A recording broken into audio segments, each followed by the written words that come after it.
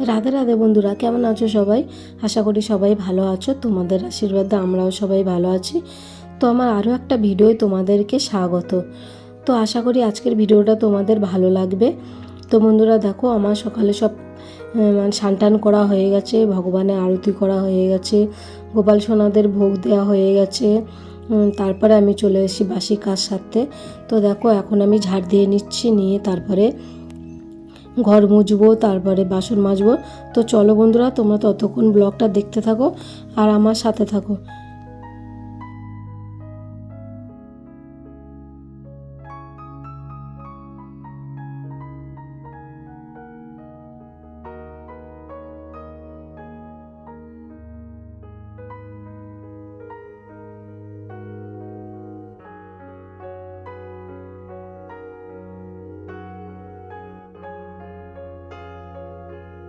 বন্ধুরা দেখো, আমি এখন চলে এসেছি বাসন মাজতে। ওদিকে ঘর ঝাড় দিয়ে তারপরে বাসন মাজতে এসেছি। বাসনগুলো মেজে গুছিয়ে রেখে দিয়ে তারপরে বাজার আনতে যাব। বাজার এনে রান্না করব।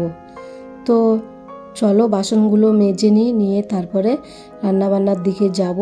তো এই দেখো, বাসনগুলো মাজা কমপ্লিট প্রায় হয়ে গেছে। তো এখন ধুয়ে গুছিয়ে রেখে দেবো, দিয়ে তারপরে যাব রান্নার দিকে। তো আজকের রান্না করব, আজকের তোমাদের দাদা ভাই সুইট কর্ন এনেছে। তো সুইট কর্ন দিয়ে আজকে তরকারি করব, বেশি কিছু করব না। তো তোমরা কেউ সুইট কর্ন কি এইভাবে আমি যেভাবে বানিয়েছি ওইভাবে কি বানিয়ে খেয়েছো? তো একবার ওইভাবে বানিয়ে খেয়ে দেখো, কত সুন্দর লাগে। সবাই তো সুইট কর্ন পুড়িয়ে পকোড়া করে অনেক কিছু করে খায়, পুড়িয়ে সিদ্ধ করে সবাই অনেক লবণ লেবু দিয়ে খায় ওর সঙ্গে মিশিয়ে। কিন্তু তরকারি এইভাবে করে কেউ খেয়েছো? তোমরা কেউ যদি না খেয়ে থাকো তো এই রেসিপিটা দেখে একবার তরকারিটা খেয়ে দেখো এরকম বানিয়ে, তো কেমন লাগবে। তো দেখবে বারবার ইচ্ছা করবে যে হ্যাঁ আমি তরকারি করেই খাই। তো চলো বন্ধুরা, বাসন মাজা আমার কমপ্লিট হয়ে গেছে। তো তারপরে দেখো আমি চলে এসেছি। এই দেখো সুইট কর্ন আমি সিদ্ধ করতে দিয়ে দিচ্ছি। এই দেখো, তো বেশ বড় বড় সাইজে নিয়ে এসছে।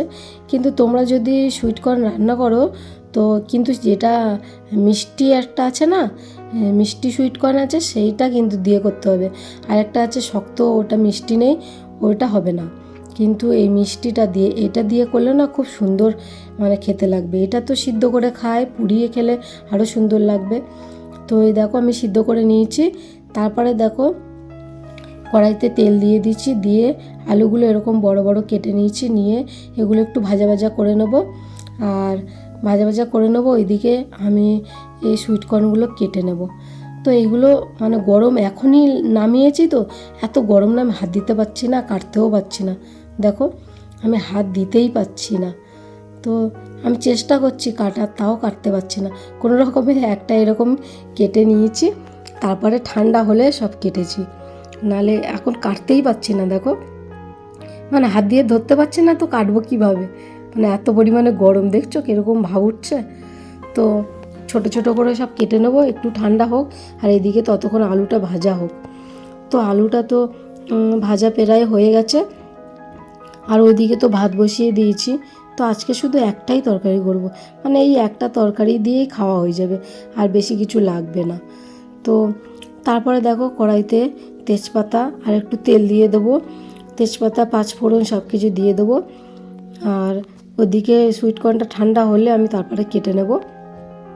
তো এখানে শুকনো লঙ্কা দিয়ে দিচ্ছি ফোড়নে, তারপরে এই পাঁচফোড়ন দিলাম।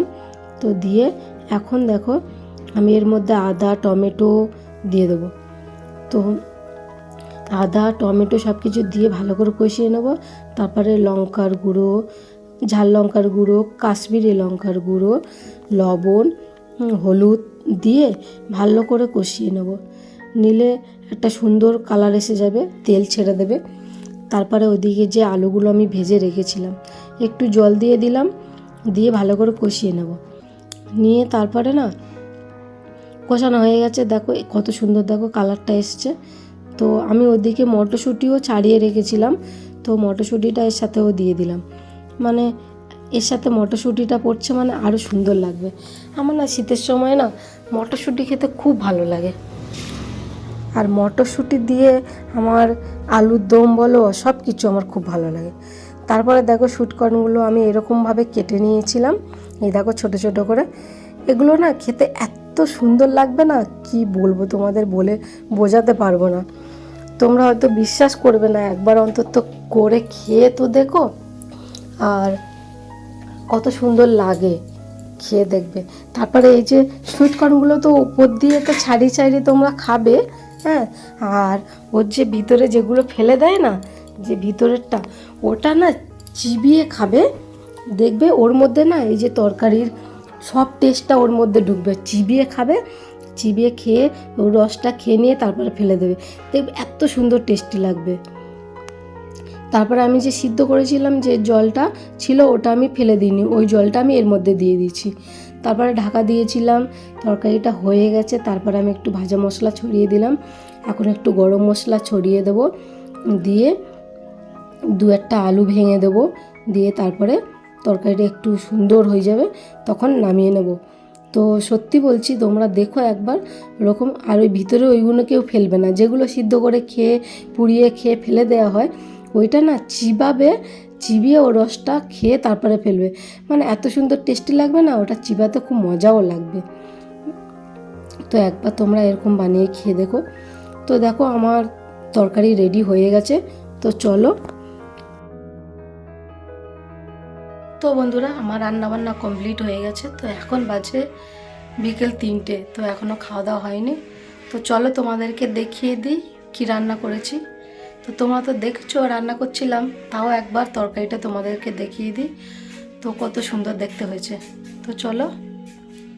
তো দেখো বন্ধুরা, কত সুন্দর কালারটা এসেছে দেখো, মানে দেখলে পুরো এক্ষুনি যেন খেতে ইচ্ছা হচ্ছে, আমার জিভে থেকে জল এসে যাচ্ছে। তোমাদের কি জল আসছে?